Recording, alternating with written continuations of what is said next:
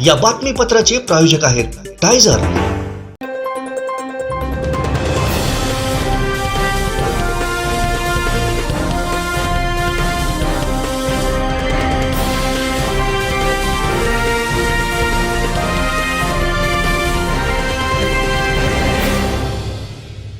नमस्कार, आपण पाहताय कोकणचं number 1 Maha channel Konkan 7 live बातमीपत्रात आपलं स्वागत। सुरुवात करूया हेडलाईन्सना।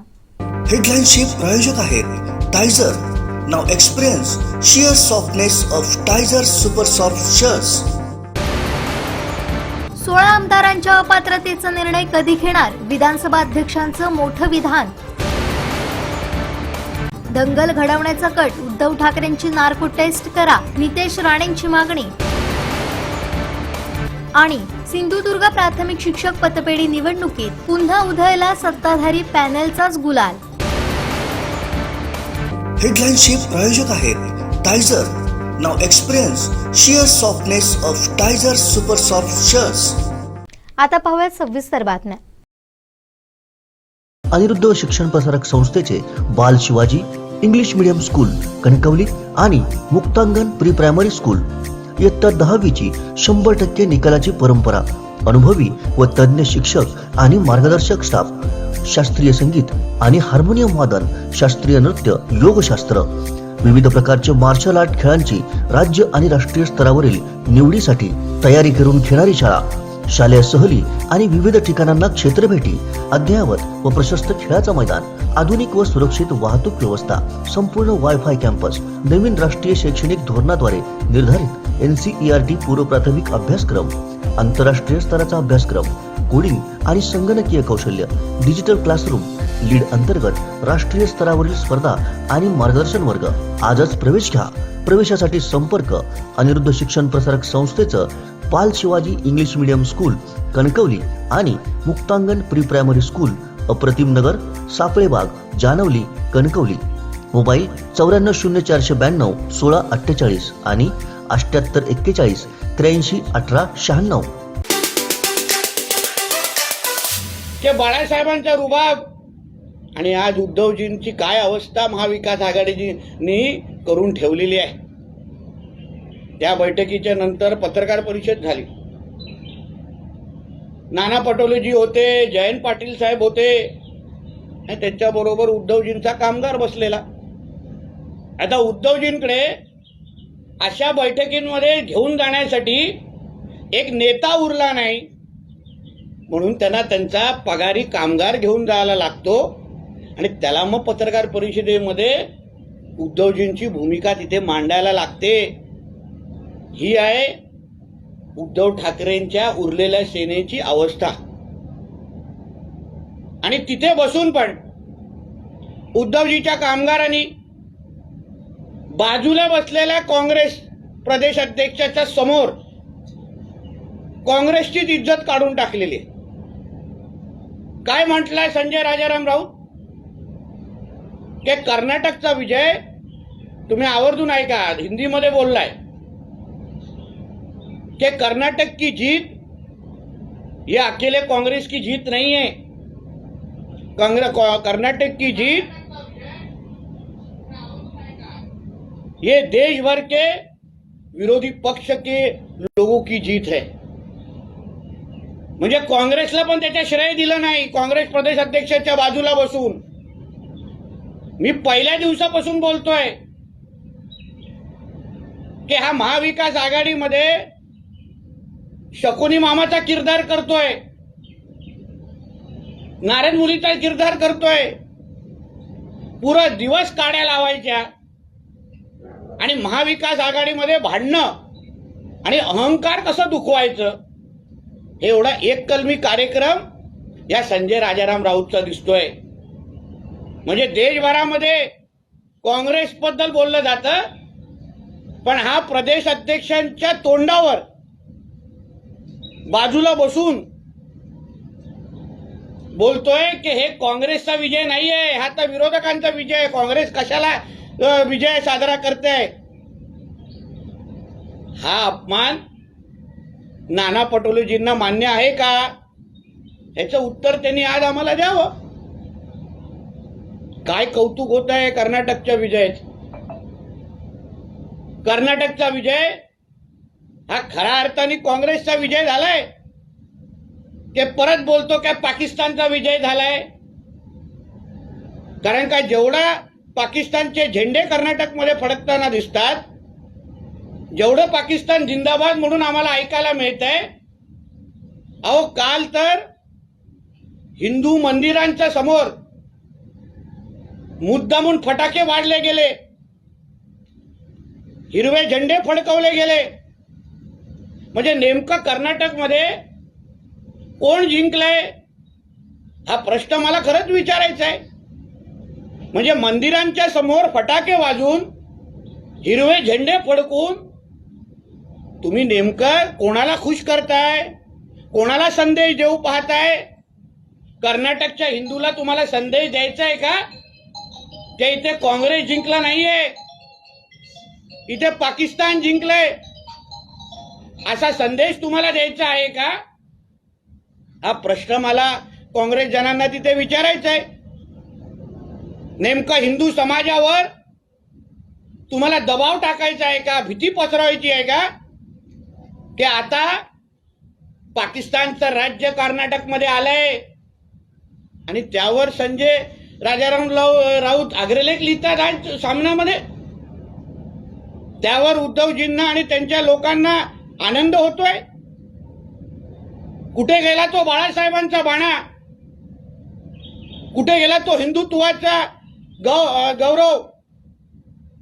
अहो बाळासाहेब ठाकरे साहेब आज असते तर त्या हिरव्या झेंड्यावर फडकवणाऱ्याबद्दल सांगण्यामध्ये कुठल्या भाषेमध्ये अग्रलेख लिहायला लावलं असतं,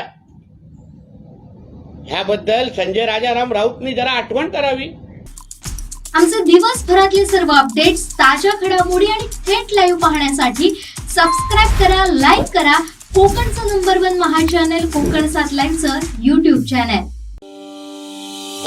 उज्ज्वल भवितव्य आपल्या मुलामुलींचं सर्वाधिक योगदान नॅशनल इंग्लिश मीडियम स्कूलचं होय. आदर्श एज्युकेशन सोसायटीचं national English medium school Nadgive, उच्च शिक्षित अनुभवी स्टाफ, 10वीचा 100% रिझल्ट, डिजिटल शिक्षण प्रणाली, सुसज्ज लायब्ररी आणि लॅबोरेटरी, स्पर्धा परीक्षा, मार्गदर्शन, कला क्रीडा, सांस्कृतिक क्षेत्रासाठी प्रोत्साहन आणि व्यक्तिमत्व विकास यासह अनेक सुविधा. प्री प्रायमरी ते 10वी आजच आपल्या पाल्याचा प्रवेश निश्चित करा.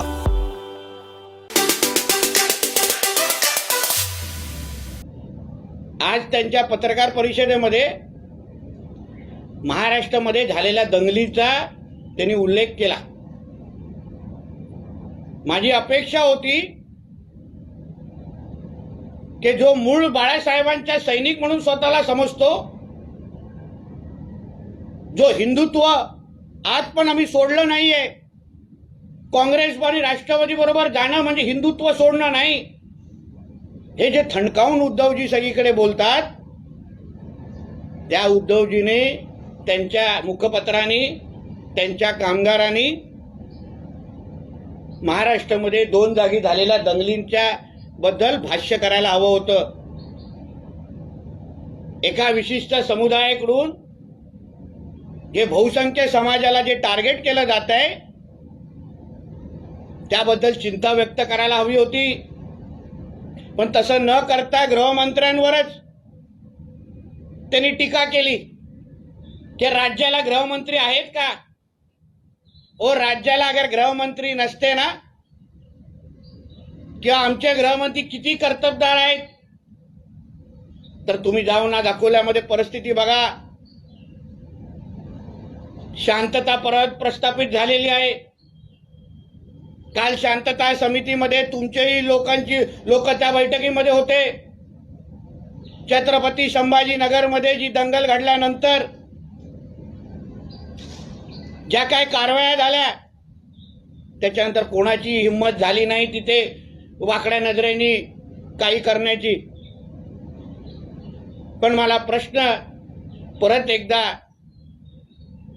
संजय राजाराम राऊतला विचारायचं आहे.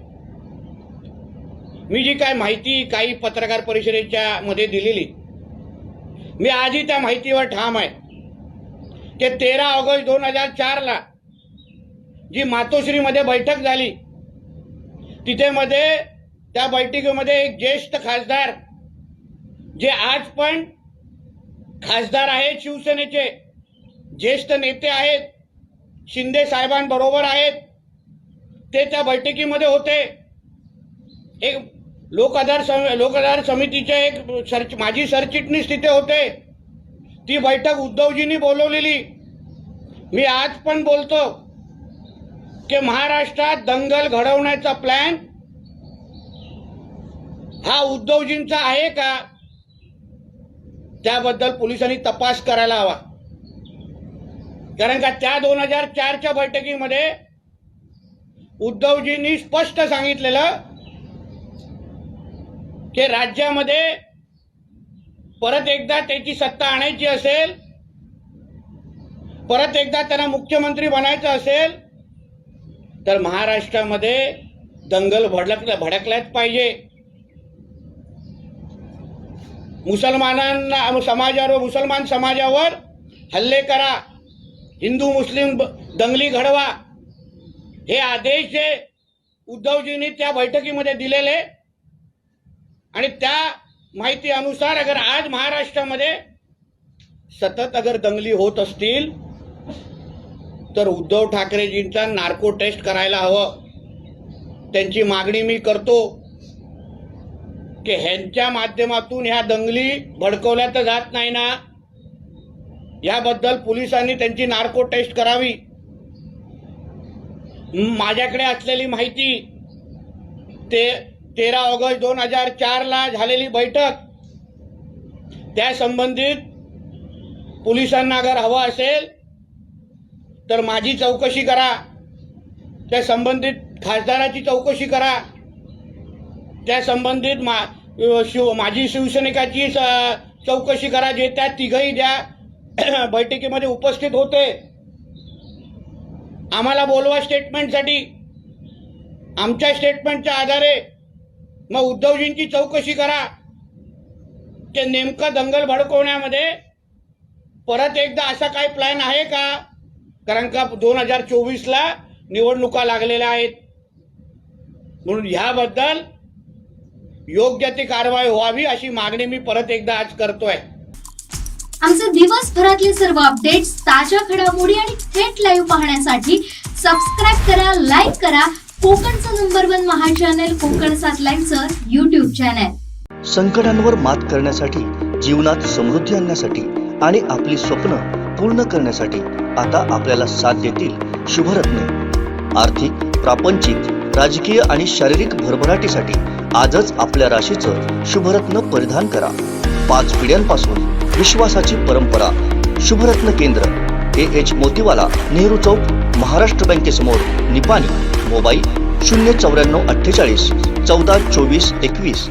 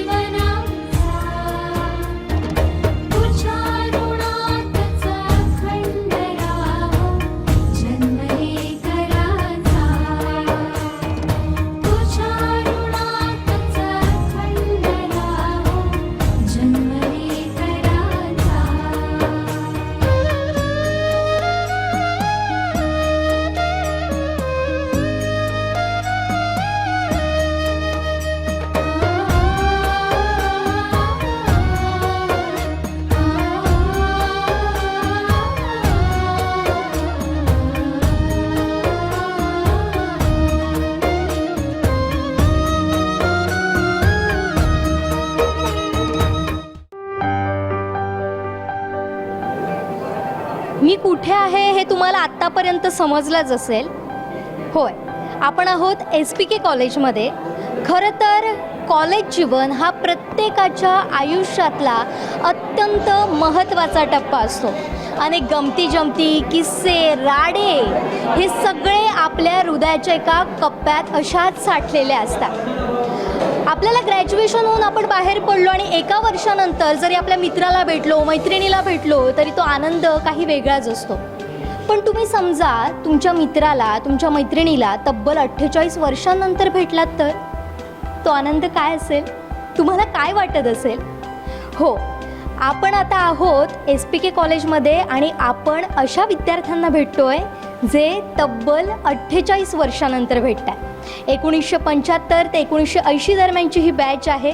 तर या सगळ्या माजी विद्यार्थ्यांना काय वाटतंय, त्यांचा आता नेमका आनंद काय आहे आणि ही सगळी भट्टी जी आहे ती नेमकी कशी जुळून आली आहे आणि या सगळ्याचे करते धरते कोण आहेत हे आपल्याला आता जाणून घ्यायचं आहे. त्यांचे अनेक आठवणी असतील ते जाणून घ्यायचं आहे. तर मी पहिल्यांदा येते प्रकाश गोवेकर यांच्याकडे. ते STचे अधिकारी आहेत, रिटायर झालेले आहेत आणि आता आपण त्यांच्याशी संवाद साधणार आहोत. तर मला असं वाटतं की ह्या सगळ्यांना एकत्र आणण्यात तुमचा जरा मोठा सिंहाचा वाटा आहे. तर कसं काय जमवलं आहे सगळं? काय याचं असं झालं की नंदू पिळणकर आमच्या वर्गातला, तर तो माझ्या घरी आला कुडाळला आणि मिसेसला पण घेऊन आला आणि तो मला म्हणायला की मला हे व्हॉट्सअप, हे ग्रुप वगैरे ह्यातलं काही समजत नाही, तू काय केलंस तर तूच करशील, त्यामुळे सगळ्यांना गेट टुगेदरला एकत्र कर, झालं तरी मी सगळा खर्च मी करीन, पण मात्र तू एकत्र करणं हे तुझं काम. मग आता जाऊ दे, एवढी वर्ष गेली ती गेली, पण आता काहीतरी तू कर आणि सगळ्यांना एकत्र कर. खरं म्हणजे मला वेळ तसा नव्हता, कारण माझी अनेक कामं चालू आहेत. तर त्या कामामध्ये मी थोडीशी वेळ काढला, थोडा सगळ्यांना एकत्र केला आणि ह्या सगळ्या सहकार्यानंतर विद्यार्थी सहकार्यांनी आपण संपर्क साधला. त्याच्यात अनेक नावं घेण्यासारखे तो पीटर आहे, त्याच्यानंतर ती शुभा नार्वेकर आहे किंवा आणि अशा लोकांनी असे माणसं आणखी जवळ केली बरेच विद्यार्थी आणि त्यामुळे आमचा ग्रुप हळूहळू आता 80च्या वर लोक झाले आहेत ग्रुपमध्ये. त्याशिवाय गेट टुगेदरला पण तेवढाच रिस्पॉन्स मिळाला. 70-75 लोक आले आता गेट टुगेदरला. पण जेव्हा तुम्ही तुमच्या सगळ्या सहकाऱ्यांना सांगितलं तेव्हा त्यांची भावना काय होती? म्हणजे आता मला असं वाटतं 48 वर्ष झाली आहे आणि 48 वर्षांनंतर तुम्ही जेव्हा भेटताय आणि भेटण्याचं ठरवलं आहे, तर त्यांची पहिली भावना काय होती? असं काही झालं का की आता आम्हाला वेळ नाही आहे किंवा कोणी अजून काही वेगळी कारणं सांगितली आहेत का? हो, अशा अनेक आम्हाला काही जणांचे तर खूपच रिस्पॉन्स मिळाले आणि काही एवढे खुश झाले की एवढ्या वर्षानंतर आपल्याला सगळे आपली सहकारी मंडळी भेटणार, खूपच खुश झाले. काहींनी विरोध केला, काही म्हणायला लागले की कसलं गेट टुगेदर करता आता उन्हाचं आणि ह्या उकाड्याच्या दिवसात, असेही लोक भेटले. पण मला तर एक आठवतं असं मला की एक कॉमर्सची विद्यार्थिनी, तिचं नाव बांदेकर आहे, वेंगुर्ल्याला आहे ती, तर तिने मला फोन केला आणि म्हणाली की मी कॉमर्सची विद्यार्थिनी, मी पेपर वाचला, पेपरमध्ये आलेली ही बातमी वाचली आणि मी इतकी खुश झाले की आता आपल्याला सगळ्यांना भेटायला मिळणार. आणि झालं काय की त्याच वेळी नेमकं तिने बघितलं तर आर्ट्ससाठी, अरे बापरे म्हणाली, माझं अवसान झाल्यासारखं वाटलं मला. एवढी बातमी वाचून मी एवढी खुश झाले होते आणि आता कॉमर्सला येणार नाही. मला तिने फोन केला की कॉमर्सचं त्याच्यात ॲड करता येणार नाही का? कारण मी म्हटलं पुढे आता बघूया, पुढे बघू, कोणी बघितलं म्हणाली, पुढचं कोणाला काय सांगता येत नाही, आता एवढ्या वर्षानंतर आपण भेटणार होतो, मला खूप वाईट वाटलं ते आर्ट्सचं बघून म्हणाली. असे काही एकदम खूपच रिस्पॉन्स मिळाले. किती ते पैसे लागू दे, आम्ही द्यायला तयार आहोत, असे काही जणांचे रिस्पॉन्स मिळाले.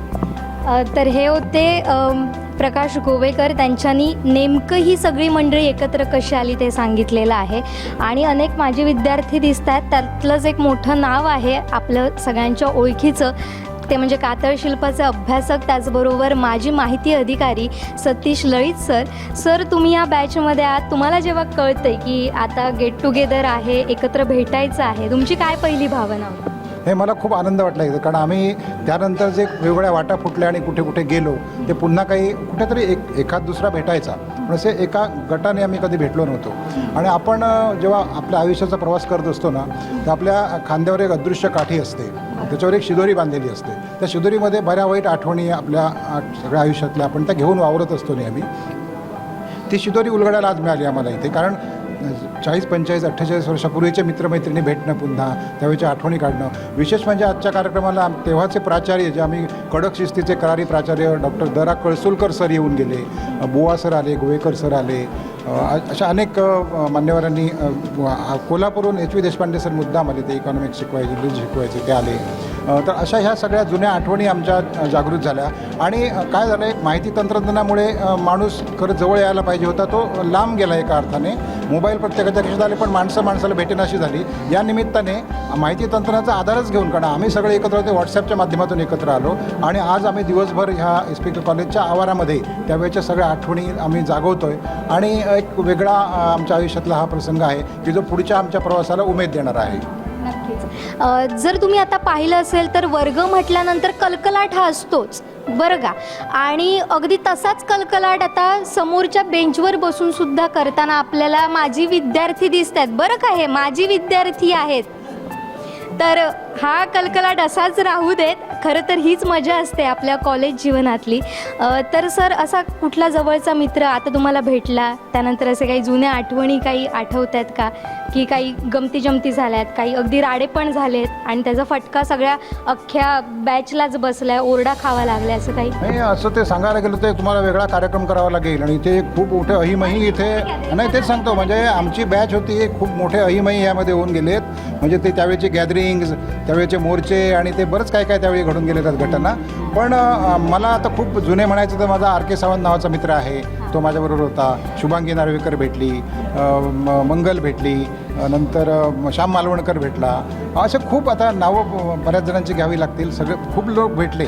आणि त्यावेळेचं जे आमचे कॉलेज होतं ना, ह्या आता कॉलेजचा नकाशा पूर्ण बदललेला आहे सगळा. म्हणजे बदल हा स्थायी असतो आपल्याला माहिती आहे, पण हे सगळंच आता खूप बदललं आहे. नवीन इमारती झाल्या आहेत, खूप चांगले बदल आहेत, मी काय ते दोष देत नाही, चांगलेच बदल आहेत. परंतु त्या ज्या आठवणी आमच्या आहेत त्या आठवणी, आणि आम्ही ना त्यावेळी कॉलेज म्हणजे पोरकटपणाच असायचा. म्हणजे आम्ही काय त्यावेळी मॅच्युरिटी कॉलेजमध्ये आलो तरी असायची नाही.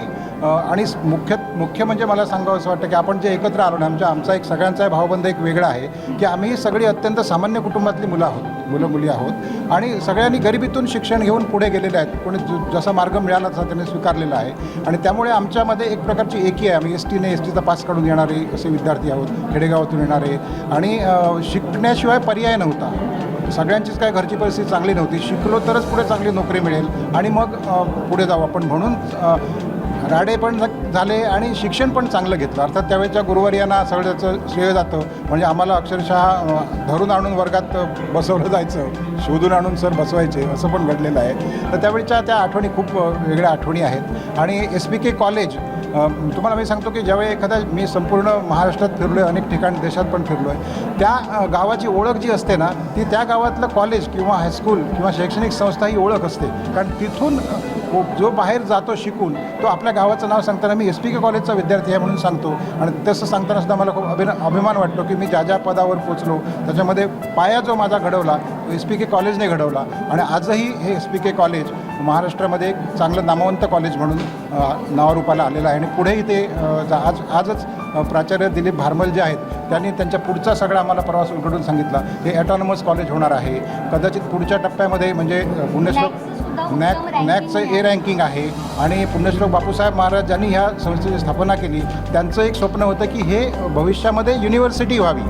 तर तेच त्या मार्गाने वाटचाल सुरू आहे असं आम्हाला आजच्या दिवशी ऐकायला मिळालं प्राचार्यांच्या तोंडून आणि युवराज लखनराज यांच्या उपस्थितीमध्ये. ही सुद्धा एक चांगली गोष्ट आहे की आपण ज्या शाळेमध्ये ज्या कॉलेजमध्ये शिकलो, ज्या संस्थेत शिकून मोठे झालो, ती संस्थासुद्धा, अर्थात आमची चूक आहे की आम्ही ह्या संस्थेकडे पुन्हा कधी मागे वळून बघितलं नाही, ही आमची चूक आहे. आता पण ठीक आहे, आता जे झालं ते होऊन गेलं. आता यापुढे सुद्धा आम्ही अशाच प्रकारचे उपक्रम, आणि केवळ गेट टुगेदर नव्हे तर संस्थेला काही उपयोग होईल अशा प्रकारचे उपक्रम घेता येतील का, असा पण आम्ही यातून विचार करू. ज्याचा उपयोग इथे जे विद्यार्थी आज शिकत आहेत आणि आमचा जो अनुभव आहे तो त्यांना कसा पुढे देता येईल याचा पण आम्ही विचार करू. आता नवीन शैक्षणिक धोरण जे येतं NEP, त्याच्यामध्ये अशीच तरतूद आहे की तुम्हाला कॉलेजमध्ये शिकवायला तुम्ही प्राध्यापक असायची गरज नाही. मी आता आर्किओलॉजीमध्ये काम करतो, मी पर्यावरण चळवळीत काम करतो, मी मीडियामध्ये 35 वर्ष काम केलं आहे. तर ह्यातले जे माझे अनुभव आहेत ते मी विद्यार्थ्यांना ट्रान्सफर करू शकतो, त्यांच्याशी शेअर करू शकतो. हा एक नवा आयाम मिळालेला आहे. म्हणजे आम्ही ज्या शाळेत शिकलो, ज्या कॉलेजमध्ये शिकलो, तिथे मी आता एक लेक्चरर म्हणून पण येऊ शकतो. अशी परिस्थिती निर्माण झालेली आहे. आणि त्यामुळे आजचा जो आमचा गेट टुगेदरचा कार्यक्रम आहे हा अनेक अर्थाने यशस्वी झालेला आहे की ही नवीन माहिती पण आम्हाला या ठिकाणी मिळाली की मला इच्छा असेल तर माझं ज्ञान आहे ते मी माझ्या इथल्या आजच्या मुलांना शिकणाऱ्या मुलांना देऊ शकतो. त्यामुळे हे खूप चांगला आणि प्रकाश गोवेकर, विकास गोवेकर सगळीच खूप मंडळी आहेत, नावं कोणाची नाही घेतली त्यांचं अन्याय होईल. ह्या सगळ्यांनी खूप जोमाने हे पुढे नेलं. आम्ही फक्त व्हॉट्सॲपला ग्रुपला रिस्पॉन्स दिला आणि आलो, एवढीच माझी तरी व्यक्तिगत जबाबदारी आहे. पण त्यांनी खूप कष्ट घेऊन हे सगळं जोडून, कारण हे कठीण असतं फार. मी अनेक कार्यक्रम स्वतः केलेले आहेत. कुठलाही कार्यक्रम आयोजित करणं ते फार एक मोठं कठीण असतं. पण त्यांनी ते खूप त्यांचं मी मनपूर्वक सगळ्यांच्या वतीने अभिनंदन करतो. तर आपण बघितलं की हे होते सतीश लळित. त्यांनी आपल्या भावना भरभरून व्यक्त केल्या आहेत. तुम्हाला काही किस्से सांगायचे आहेत का? असे काही किस्से आहेत ज्याच्यामुळे तुम्ही मार खाल्लाय तुमच्या मित्रांच्या चुकांमुळे, किंवा एकंदरीत तुमचं कॉलेज जीवन कसं होतं? आमचं कॉलेज जीवन व्यवस्थित झालं. माननीय राजेसाहेबांनी आज आमच्यात ते नाही आहेत, परंतु गरीब शेतकरी मुलांना या ठिकाणी शिष्यवृत्ती असते ती माफ केली आणि ती भरली युनिव्हर्सिटीला. त्यामुळे आम्ही हे सगळे शिकू शकलो. आणि त्यामुळे गरिबी जी आहे किंवा शून्यातून बाहेर पडलेले विद्यार्थी आज चांगल्या पद्धतीने चांगल्या मार्गावर आणि चांगले वेल सेटल झालेले आहेत. आणि त्यामुळे आम्हाला आज जो एकत्र येऊन जो आनंद झाला हा गगनात मावेना असं झालेला आहे. आणि खूप बरं वाटलं, कारण प्रत्येकाची वय 60-65 वगैरे आहे. आणि आमच्या समोरचे जे प्रिन्सिपल आम्हाला होते जरा कळसुलकर, हे अजूनही आहेत. आणि आम्ही म्हातारे झालो तरी सर अजून आहेत. म्हणजे देवकृपेने सगळ्यांना चांगले शुभ आशीर्वाद मिळाले. आणि कोरोनामध्ये जे महामारीमध्ये काही लोक हे झाले काय ते त्यानंतरही त्याच्यातूनही हे लोक वाचलेले आहेत. बऱ्याच लोकांना कोरोनाचे वगैरे त्रास झालेले. आणि हा जो आजचा दिवस जो आम्हाला खूप आनंदाचा आणि खूप महत्त्वाचा आणि तळायात आठवण राहील असा आहे. आणि पिळणकरांनी जे सांगितले काही इन्सिडेंट झाले, ST वगैरे हे केले, त्याच्यावर दगड झाले, त्याच्या सगळ्या गोष्टी झाल्या. तो काय किस्सा होता नेमका? तो असं होता की कुडाळचा एक चव्हाण म्हणून एक विद्यार्थी होता. त्यामुळे STमध्ये फक्त हे एक कायदा लागला होता. त्यामुळे ठराविक 51 विद्यार्थी बसायचे, त्याच्यावर हे व्हायचं नाही. तर त्यामुळे तो एक कायदा आहे ना, इंदिरा गांधींच्या वेळी होता. तर ते जास्त विद्यार्थी चढले.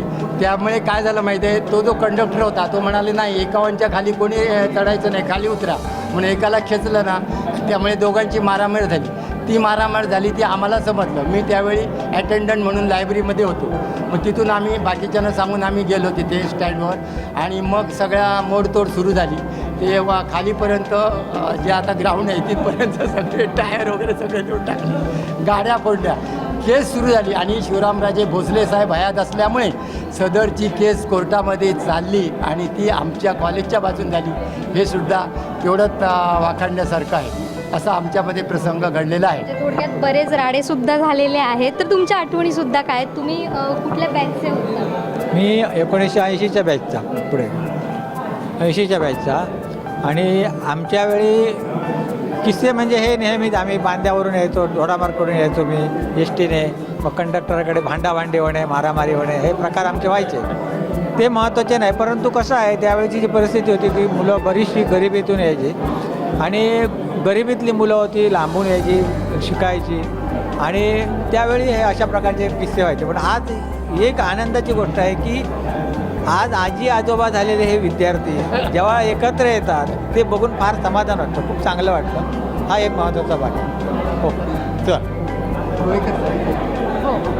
तर अजून आणखीन विद्यार्थिनीसुद्धा इथं आहेत. तर या विद्यार्थिनींकडून जाणून घेऊया त्यांच्या भावना काय आहेत.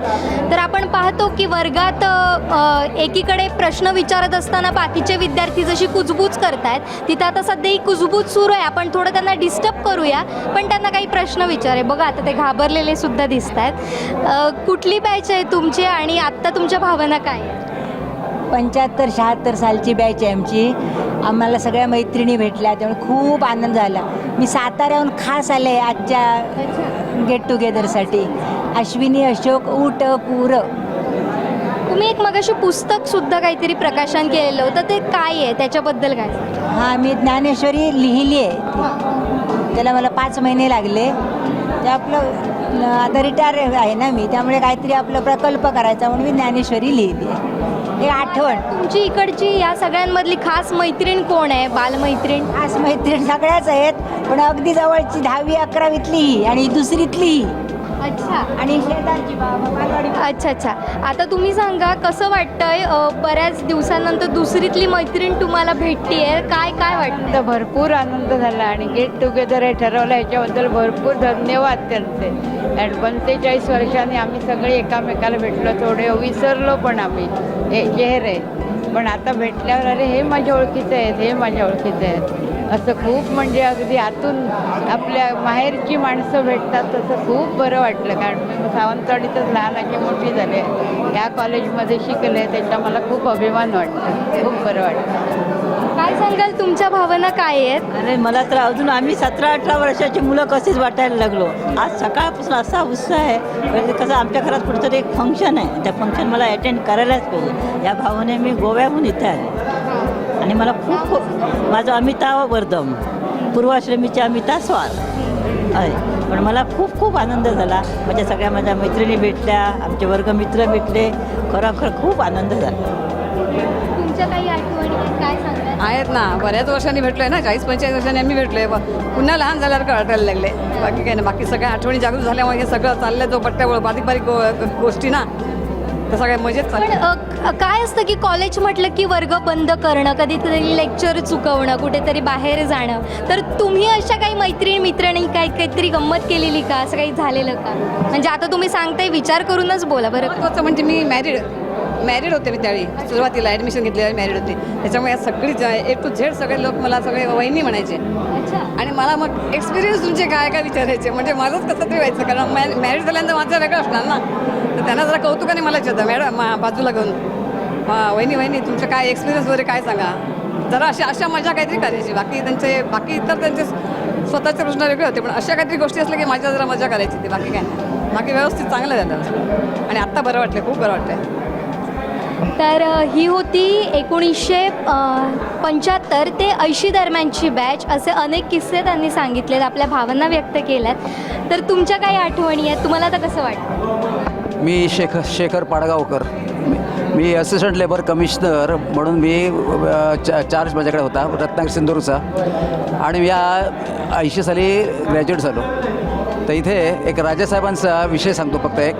मी गव्हर्मेंट जॉब करून गव्हर्मेंट जॉब मी केला, रिटायर झालो, पण इथल्या शाळेचे आपल्या कॉलेजचं वैशिष्ट्य म्हणजे असं की राजेसाहेबांनी त्यांचं योगदान, आता बऱ्याच वक्त्यांच्या तुम्ही बघितलं त्यांनी सगळ्या भाषणात असं आलं, पण त्यांच्यावरती मी तर खरं तर ते त्यांच्यावरती कीर्तन केलेलं आहे स्वतः लिहून, आणि ते सादरीकरण पण केलेलं आहे, आणि मी कीर्तनकर आहे. म्हणजे मी कसं आहे, नाटक, कीर्तन, भजन आम्हाला आत्ता ऐकायला मिळतील. ते कसं आहे, एक त्याच्यातली एक आर्या आहे, म्हणजे मीच तयार केलेली आहे ती. आता सगळं सांगू शकत नाही मी, नाही सांगतो ना. सौराष्ट्रातून मूळ जे सावंत होते, ते सावंत भोसले कुलोत्पन्न, ते इकडे आले, ओटवण्याच्या रवळनाथापर्यंत आले. तिथे ओटवण्याला त्यांनी मंदिर बांधलं, ओटवण्याला ब्राह्मणेश्वरचं मंदिर बांधलं, आणि तिथून त्यांचा पुढचा प्रवास सुरू झाला. मग त्यांच्यावर जेव्हा असा आघात झाले जेव्हा की ना, तेव्हा तर ते आघात अगदी जे आले इथे, आणि ते वंशज पुढे गेले. आता इथून बघ काय केलं की सराठा म्हणजे संस्थान आहे किंवा सावंतवाडी संस्था, ती कुठून उदयाला आलं, कसं आलं, त्याचा तो इतिहास मी त्या कीर्तनामध्ये हे केलेला आहे. बाकी या कॉलेजचं आणखी काय वैशिष्ट्य सांगायचं म्हणजे, या कॉलेजच्या गायनाच्या स्पर्धेतून मी अहमदनगरपर्यंत गेलो, इथे केलं, पुढे अहमदनगरला गेलो. 1979 साली इथलं अखिल भारतीय मराठी 59वे नाट्यसंमेलन कॉलेजने जेव्हा इथे एक आयोजित केलं होतं, ते संपूर्ण महाराष्ट्रात मोठमोठे दिग्गज अशा प्रकारे कलावंत, साहित्यिक सगळे आले होते.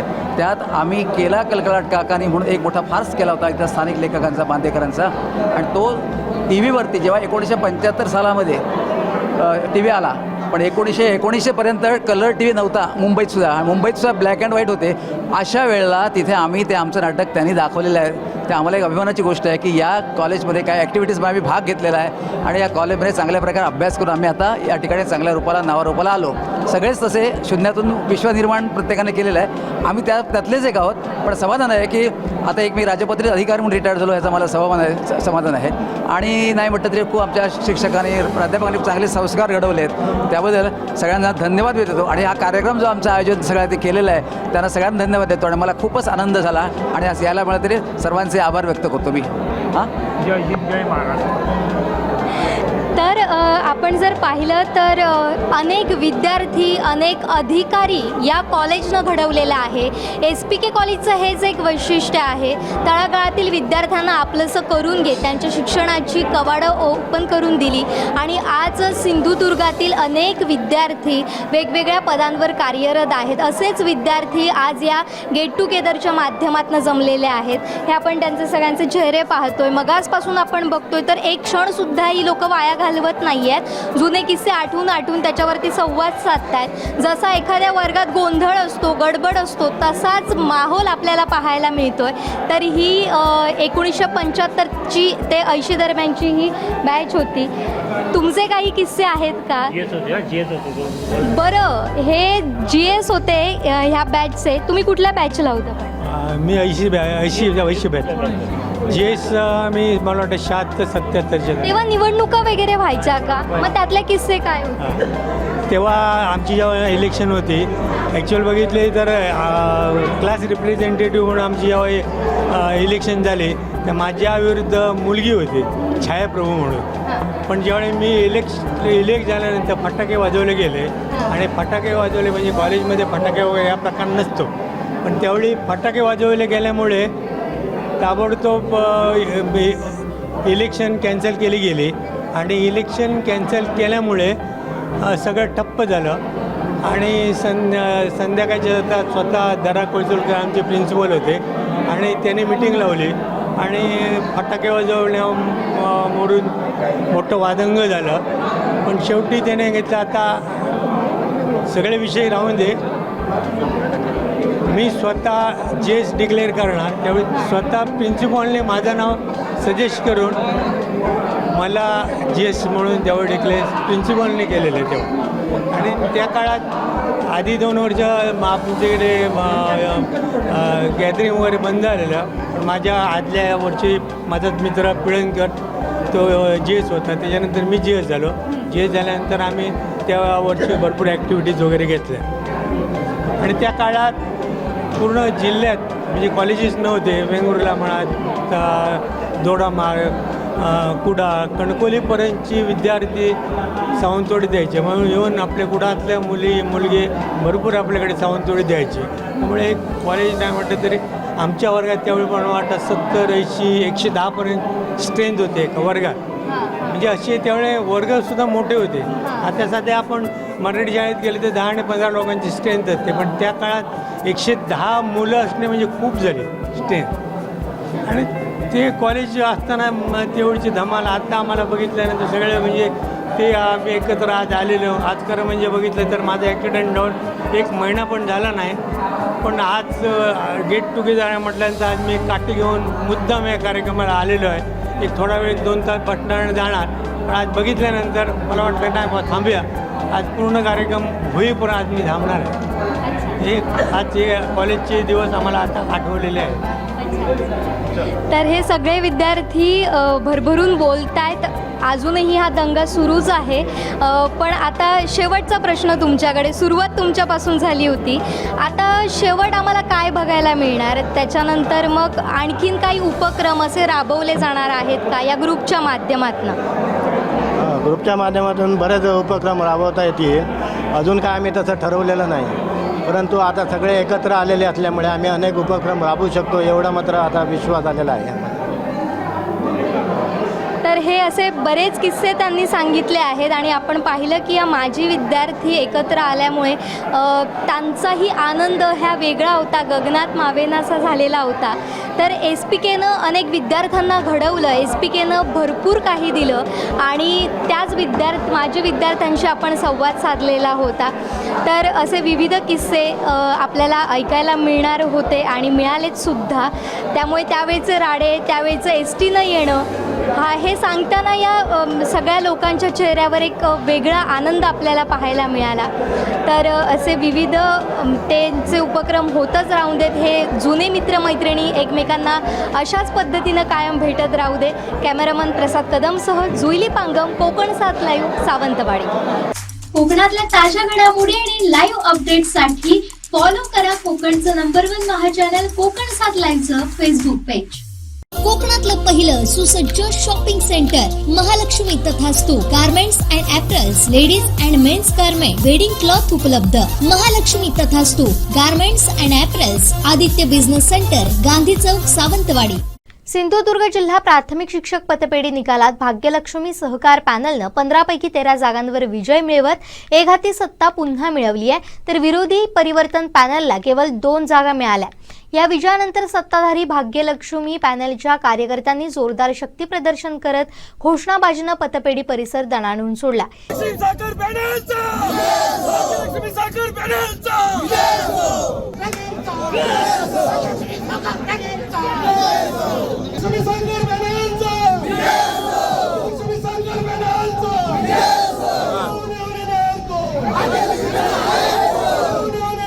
यामध्ये भाग्यलक्ष्मी पॅनलचे वैभववाडीतून संतोष मोरे, देवगडमधून सचिन बर्डे, कणकवलीतून श्रीकृष्ण कांबळी, मालवणमधून मंगेश कांबळी, कुडाळमधून विजय सावंत, वेंगुर्लेतून सीताराम लांबर, जिल्हा सर्वसाधारण गटातून नारायण नाईक, संतोष राणे, महिलांमधून समीक्षा परब, ऋतुजा जंगले, अनुसूचित जातीमधून चंद्रसेन पाताडे, इतर मागासमधून महेंद्र पावसकर, भटक्या विमुक्तमधून संजय पवार विजयी झाले. तर परिवर्तन पॅनलचे सावंतवाडीतून सुभाष सावंत, दोडामार्गातून दयानंद नाईक हे उमेदवार विजयी झाले.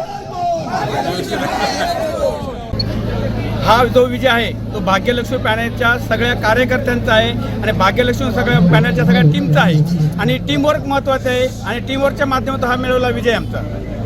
आमचं आव्हान होतं, आमच्यासमोर आव्हानच मुळी नव्हतं. आमच्यासमोर एकतर्फी पतपेढीचं पॅनल निवडून आणण्याचं हे होतं, एकतर्फी पॅनल निवडून आणण्याचं ध्येय होतं आणि आम्ही त्याच पद्धतीने एकतर्फी पॅनल आम्ही निवडून आणलेलं आहे. सावंतवाडी आणि दोडामारची जागा आमची गेलेली आहे. सावंतवाडी तालुक्यात, दोडामार तालुक्यामध्ये तिरंगी लढत झाली आणि तिरंगी लढतीमुळे आमची सीट गेली आणि सावंतवाडीची सीट अवघ्या 12 मतं जर पडली असती तर आमची सीट आली असती. थोडाफार आमच्यामध्ये कधी सावंतवाडी सीटमध्ये थोडाफार गोलमाल झाला, पण आम्ही विजयीच आहोत आणि विरोधकांचा आम्ही सुपडा स्थापित केलेला आहे. कारण आम्ही पहिलंच सांगितलं होतं, आमच्या सगळ्या 6 संघटनांच्या आमचं टीमवर्क होतं. ते टीमवर्कच्या माध्यमातून आम्ही आमचं बहुमत सिद्ध करणार होतो आणि पॅनलची पुन्हा एकदा सत्ता आणणार होतो.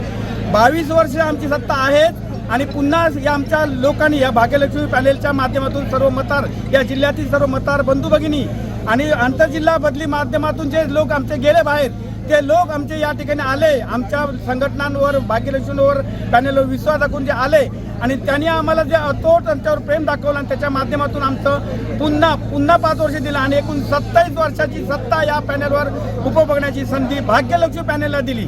हा सगळा विजय आहे तो भाग्यलक्ष्मी पॅनलच्या माध्यमातून शिक्षक समिती, महाराष्ट्र केंद्रभूत पदवीधर सभा, केंद्रभूत संघटना, महाराष्ट्र शिक्षक संघ, प्राथमिक संघटना आणि उच्च श्रेणी मुख्याध्यापक संघ या सगळ्या संघटनांच्या राज्य पदाधिकारी, जिल्हा पदाधिकारी, तालुका पदाधिकारी आणि तमाम सर्व कार्यकर्त्यांच्या बळावर आमच्या पॅनलकडे कार्यकर्त्यांचं बळ होतं आणि कुठलीही निवडणूक जिंकायची आले कार्यकर्त्यांचं बळ महत्त्वाचं असतं आणि कार्यकर्त्यांच्या बळावरच आम्ही निवडणूक लढवलेली आहे. प्रत्यारोप करण्याचा प्रश्नच नव्हता, कारण आमची गेल्या 22 वर्षामध्ये सचोटी, प्रामाणिकपणा आणि अगदी आदर्शपणे आणि मार्गदर्शकपणे यांनी काम केलंय. 22 वर्षाची सत्ताची जबान दिली ती आमचं काम बघून दिली होती. गेल्या 22 वर्षामध्ये पतसंस्था आम्ही चांगल्या विकासाभिमुख पद्धतीने राबवली, काम केलं, चांगल्या पद्धतीने लाभाव दिला, चांगल्या पद्धतीने आम्ही नफा दिला. त्याच्यानंतर कर्ज वितरण, आम्ही आमची एकमेव जी राज्यातली पतसंस्था आहे, जी पतसंस्था महाराष्ट्र राज्यामध्ये 35 लाखापर्यंत कर्ज माफ करतं, कर्जमुक्ती आणि सभासद सहायता फंडाच्या माध्यमातून. आणि एखादा सभासद मयत झाला तर त्या सभासद मयताच्या कुटुंबाला 15 लाख रुपये दिले जातात. मग एवढ्या चांगल्या सक्षमपणे या ठिकाणी आमचं काम आहे. त्या कामाचा मोबदला कामाच्या माध्यमातून आम्हाला सभासदांनी स्वीकारलेला आहे. आणि विरोधी पॅनलचा ज्या लोकांचा आहे तो खोटा प्रचार, त्यांनी शेवटच्या याच्यामध्ये पत्रकार परिषद घेऊन आमच्यावर आरोप केले होते, खोटे आरोप केले होते. त्यांच्याकडे आरोप करण्याचा पर्यायच नव्हता. खोटे आरोप करून सत्ता उपभोगण्याचा त्यांचा प्रयत्न होता, पण तो प्रयत्न या जिल्ह्यातील सभासदांनी मतदारांनी हाणून पाडलेला आहे. आणि त्यांच्या जे त्यांनी आरोप केले होते पत्रकार परिषदेच्या माध्यमातून, त्या पत्रकार परिषदेच्या माध्यमातून केलेल्या आरोपाला आज माझ्या मतदार बंधू भगिनींनी उत्तर दिलं आहे, चोख उत्तर दिलेलं आहे. एक वर्षात फॉर्म्युला असेल आणि कोण चेअरमन असेल ते आमची कोर कमिटी आहे आणि कोर कमिटीच्या माध्यमातून एकत्र बसून आम्ही निर्णय घेणार. आमचं हे कोर कमिटीच्या माध्यमातून आम्ही लोकशाही जाणतो आणि लोकशाहीच्या कोणा अन्याय होणार नाही याची आम्ही काळजी घेतो. आणि या ठिकाणी एकच सांगेन की भविष्यामध्ये जशी 22 वर्ष सत्ता उपभोगली तशी पुढची 5 वर्ष आम्ही चांगल्या प्रकारे सभासदाभिमुख कारभार करू. सभासदांच्या हिताला कोणतीही बाधा पोचणार नाही, सभासदांच्या हिताला कधी कुठल्याही प्रकारचं गालबोट लागणार नाही, असं चांगलं कारभार आमचा पॅनेल करेल. आणि कोर कमिटीच्या माध्यमातून आमच्या पॅनेलचं सगळ्या 13ही संचालकांवर आमची हे राहील, नजर राहील. आणि आम्ही कोर कमिटीच्या माध्यमातून आपल्या ते संचालक आहेत ते सगळे संचालक चांगला कारभार पाहतील अशी आमची खात्री आहे. नाव समीक्षा चंद्र सुभाष परब. मी जिल्हा सर्वसाधारण क्षेत्र महिला उमेदवार म्हणून आज विजयी झालेली आहे. मला एकूण 1386 मतं मिळाली. हा जो विजय आहे तो भाग्यलक्ष्मी पॅनेलच्या सर्व घटक संघटनांच्या कार्यकर्त्यांचा, सगळ्या सभासदांचा, प्रमुखांचा आहे. आणि त्यांच्यामुळे मी आज मला या पतपेढीवर काम करण्याची संधी मिळत आहे. आणि मी या संधीचा या पतपेढीच्या उत्कर्षासाठी, सभासदांच्या उत्कर्षासाठी निश्चितपणे उपयोग करून घेईन असं मी आपणास आश्वासन देते. मी आहे ऋतुजा दिनेश जंगले. मी जिल्हा सर्वसाधारण क्षेत्र महिला राखीव क्षेत्रातून आज निवडून आलेले आहे. आणि आजचा हा आनंदोत्सव माझ्या सगळ्या मैत्रिणी, माझे सर्व मतदार, सुज्ञ मतदारांनी मला आज भरघोस मतांनी, प्रचंड मतांनी निवडून आलेलं आहे. आमचं पॅनलचं नावच आहे भाग्यलक्ष्मी पॅनल. ह्या सर्व भाग्यलक्ष्मीच्या पॅनलने मला पतपेढीवर जाण्याची, काम करण्याची अशी योग्य अशी संधी दिलेली आहे. त्या सर्वांना मी खूप खूप धन्यवाद देते. मला एकूण 1456 मते मिळालेली आहेत. आणि माझ्या संपूर्ण जिल्ह्यात माझ्या महिला आघाडीने जी काही धडाडीने काम केलं सगळ्यांनी, आणि माझ्या सगळ्या सहकार्याने, भाग्यलक्ष्मी पॅनलच्या सर्व सभासदांनी आणि माझ्या महाराष्ट्र राज्य शिक्षक प्राथमिक शिक्षक समिती आणि सर्व सहयोगी संघटनांचे सर्व सभासद, पदाधिकारी या सर्वांच्या अथक परिश्रमातून हा विजय मला मिळालेला आहे. त्यामुळे त्यांना सर्वांना मी खूप खूप धन्यवाद देते. कोकणातल्या ताज्या घडामोडी आणि लाईव्ह अपडेट्ससाठी फॉलो करा कोकणचं नंबर 1 महा चॅनल कोकण 7 लाईव्हचं फेसबुक पेज. अनिरुद्ध शिक्षण प्रसारक संस्थेचे Bal Shivaji English medium school Kankavli आणि मुक्तांगण प्री प्रायमरी स्कूल इयत्ता 10वीची 100% निकालाची परंपरा. अनुभवी व तज्ञ शिक्षक आणि मार्गदर्शक स्टाफ, शास्त्रीय संगीत आणि हार्मोनियम वादन, शास्त्रीय नृत्य, योगशास्त्र, विविध प्रकारचे मार्शल आर्ट खेळांची राज्य आणि राष्ट्रीय स्तरावरील निवडीसाठी तयारी करून घेणारी शाळा. शालेय सहली आणि विविध ठिकाणांना क्षेत्रभेटी, अद्ययावत व प्रशस्त खेळाचं मैदान, आधुनिक व सुरक्षित वाहतूक व्यवस्था, संपूर्ण वायफाय कॅम्पस, नवीन राष्ट्रीय शैक्षणिक धोरणाद्वारे निर्धारित NCERT पूर्व प्राथमिक अभ्यासक्रम, आंतरराष्ट्रीय स्तराचा अभ्यासक्रम, कोडिंग आणि संगणकीय कौशल्य, डिजिटल क्लासरूम, लीड अंतर्गत राष्ट्रीय स्तरावरील स्पर्धा आणि मार्गदर्शन वर्ग. आजच प्रवेश घ्या. प्रवेशासाठी संपर्क अनिरुद्ध शिक्षण प्रसारक संस्थेचं बाल Shivaji English medium school Kankavli आणि मुक्तांगण प्री प्रायमरी स्कूल, अप्रतिम नगर, सापळेबाग, जानवली, कणकवली. मोबाईल 940492 1648 आणि 7841 83 18 96. मी यापूर्वी सांगितल्याप्रमाणे आपण डिस्क्वालिफिकेशन पिटिशन जेवढ्या फाईल झाल्या आहेत त्या संदर्भातला निर्णय हा लवकरात लवकर घ्यायचा प्रयत्न राहील आमचा. त्याचप्रमाणे आपल्या सर्वांना माहीत आहे की यातली प्रोसिजर लेंदी प्रोसिजर आहे. यात सर्वप्रथम पॉलिटिकल पार्टी नेमकी कोण रिप्रेझेंट करत होतं ह्याचा निर्णय होणं आवश्यक आहे. हा निर्णय संपूर्ण इन्क्वायरी इनिशिएट केल्यानंतरच घेण्यासंदर्भातले सर्वोच्च न्यायालयाचे आदेश आहेत. आणि एकूण हे पिटिशन चालवत असताना CPCचे सगळे ह्याला नियम लागू होतात, त्या संदर्भातल्या सगळ्या तरतुदी लागू होतात. तर त्या सगळ्या तरतुदींचं योग्यरित्या ॲप्लिकेशन करूनच आपण हा निर्णय घेऊ. 15 दिवसात निर्णय दिला पाहिजे अशी मागणी केलेली आहे. 15 दिवसात निर्णय झाला पाहिजे अशी ठाकरे गटाच्या आमदारांनी मागणी केली. आता मागण्या सगळेच करतात, परंतु कायद्यानुसार कायद्याच्या ज्या तरतुदी आहेत, ज्या प्रोसिजरल ॲस्पेक्ट्स कंप्लीट करायचे आहेत ते सगळे आपण पूर्णपणे पार पाडल्यानंतरच निर्णय घेऊ. आपल्या सर्वांना माहिती आहे आपल्या ज्युरिस्प्रुडन्समध्ये हे कार्डिनल प्रिन्सिपल आहे, justice hurried is justice buried, justice delayed is justice denied. त्यामुळे आपल्याला घाई पण करायची नाही आणि कारणाशिवाय विलंबही करायचा नाही आहे. आपण सर्वांनी आश्वासित राहावं की जो निर्णय होईल तो नियमाच्या आधारावर, संविधानातले ज्या तरतुदी आहेत त्याच्या आधारावरती आणि सुप्रीम कोर्टने ज्या गाईडलाईन्स दिल्या आहेत त्या गाईडलाईन्सच्या आधारावरतीच आपण योग्य निर्णय घेऊ. अध्यक्ष नसताना उपाध्यक्षांकडे अधिकार येतात. आज उपाध्यक्षांच्या कोर्टामध्ये बॉल गेला आणि उपाध्यक्षांनी घाईने सगळेच निर्णय लगेच घेऊन टाकले असते तर आज सरकार पडलं असतं की हे पहा उपाध्यक्षांचे अधिकार किती असतात आणि काय असतात हे उपाध्यक्षांना अगदी चांगल्यारीत्या माहिती आहे. उपाध्यक्षांचे अधिकार हे केवळ विधानसभा अध्यक्षांचं कार्यालय रिक्त असतं, म्हणजेच त्या पदावर ज्या वेळेला कोणाची नियुक्ती झाली नसते त्यावेळेला ते अधिकार उपाध्यक्षांकडे असतात. त्याच्या व्यतिरिक्त विधानसभा उपाध्यक्षांकडे अध्यक्षांचे कोणतेही अधिकार येत नाहीत. पण माहिती अशीही त्यांनी सांगितलं की अध्यक्ष जर का परदेशात असेल तर उपाध्यक्षांकडे अधिकार ऑटोमॅटिक येतात. नाही, आता कोण काय म्हणाल त्याच्यावरती मला काय बोलायचं नाही आहे. मी आपल्याला कायद्यात ज्या तरतुदी आहेत त्या संदर्भातली माहिती दिली आहे. मला माझे अधिकार माहिती आहेत आणि माझे अधिकार कसे बजावायचे ह्याची पण मला पूर्ण माहिती आहे. अध्यक्ष साहेब, देवेंद्र फडणवीस असं म्हणाले होते की अध्यक्षांवर दबाव तयार करतात, तर एका प्रकारे आपल्यावर हा दबाव म्हणायचा का? नाही, मी आपल्याला सांगितल्याप्रमाणे सभागृहाच्या बाहेर केलेल्या भाष्यावरती मी काय टिप्पणी करत नाही आणि करायची गरज नाही. त्यामुळे कोणी 15 दिवसाची मागणी केली, कोणी 20 दिवसाची मागणी केली, कोणी 2 महिन्याची मागणी केली, याकडे मी काय लक्ष देत नाही. मी जे कायद्यात तरतुदी आहेत, कायद्यात जे प्राविधान आहेत त्याच्या अनुषंगानेच निर्णय घेणार. कोणाच्या इच्छेविरुद्ध कोणाच्या मनासारखं व्हावं म्हणून काय मी निर्णय घेणार नाही. त्यामुळे ज्यांना वाटत असेल 15 दिवसात व्हावा, जर का प्रक्रिया 15 दिवसात पूर्ण झाली तर 15 दिवसात घेऊ. प्रक्रिया जर निर्णय घेण्यासाठी जर जास्त वेळ लागणार असेल तर जास्त वेळ घेऊ. आरोप झाला तर ते म्हणतात लवकर घ्या तुम्ही. आरोप रोज होत असतात. आरोपांना घाबरून काय मी निर्णय घेत नाही. प्रक्रिया ही ज्या दिवशी पिटिशन फाईल झाले त्या दिवसापासूनच चालू आहे. त्यामुळे प्रक्रिया कुठेही थांबलेली नाहीये. आता सुप्रीम कोर्टने काही गाईडलाईन्स दिल्या आहेत त्याच्या अनुषंगाने पुढचं काम होईल. नार्वेकर साहेब, असा देखील आपल्यावर आरोप होतो आहे की अध्यक्ष आपल्या अखत्यारीत असलेल्या अधिकाऱ्यांचा गैरफायदा या ठिकाणी घेऊ शकतात. त्यामुळे पण अध्यक्षांनी जर आपल्या अधिकारांचा गैरफायदा घेतला तर त्याच्यासाठी तुमच्याकडे रेमिडियल मेजर्स आहेत ना, कोर्ट आहे, बाकी तुम्ही रिट फाईल करू शकता. तुमच्याकडे अनेक पर्याय आहेत आणि मी काय ते सांगायची गरज नाहीये. आणि मला खात्री आहे की मी ज्या सभागृहाचं प्रतिनिधित्व करतो, नेतृत्व करतो, त्या सभागृहाचा विश्वास माझ्यावरती असल्यामुळेच मी या स्थानावर आहे.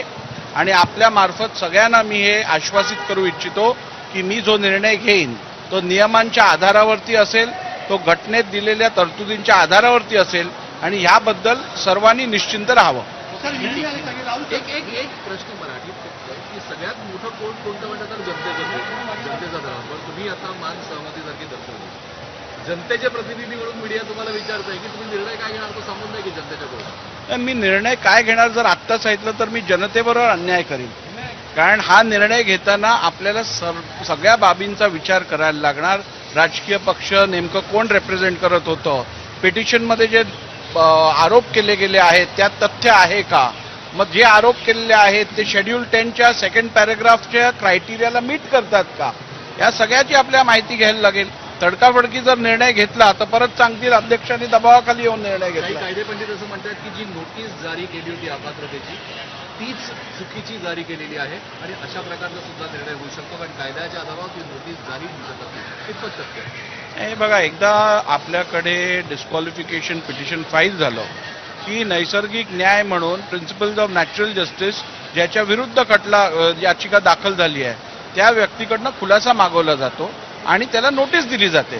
त्यामुळे त्याच प्रिन्सिपल्सवरती आपण नोटीस इश्यू केलेल्या आहेत आणि या संदर्भात काही लोकांनी अधिक वेळ मागितलेला आहे, काही लोकांनी पर्सनल हिअरिंग मागितली आहे. त्या संदर्भात पुढची कारवाई होत आहे. एकनाथ शिंदेंचं फुटूरपद आणि गटनेतेपद हे बेकायदेशीर असल्याचं कोर्टाने सांगितलेलं आहे. त्यामुळे याच्यात थोडं आपल्याला विषय समजून घ्यायची गरज आहे.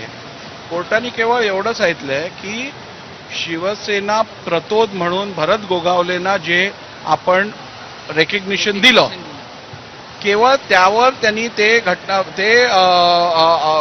योग्य नाहीये असं म्हटलंय. त्याचं कारण त्यांनी सांगितलंय की भरत गोगावले हे पॉलिटिकल पार्टीचे रिप्रेझेंटेटिव्ह होते का, ह्याबद्दलची आपण खातरजमा करून घ्यावी आणि त्यानंतर आपण निर्णय द्यावा त्यामुळे भरत गोगावले किंवा एकनाथ शिंदेजी ह्यांची निवड ही कायमस्वरूपी अयोग्य आहे असं ते म्हणाले नाही आहेत.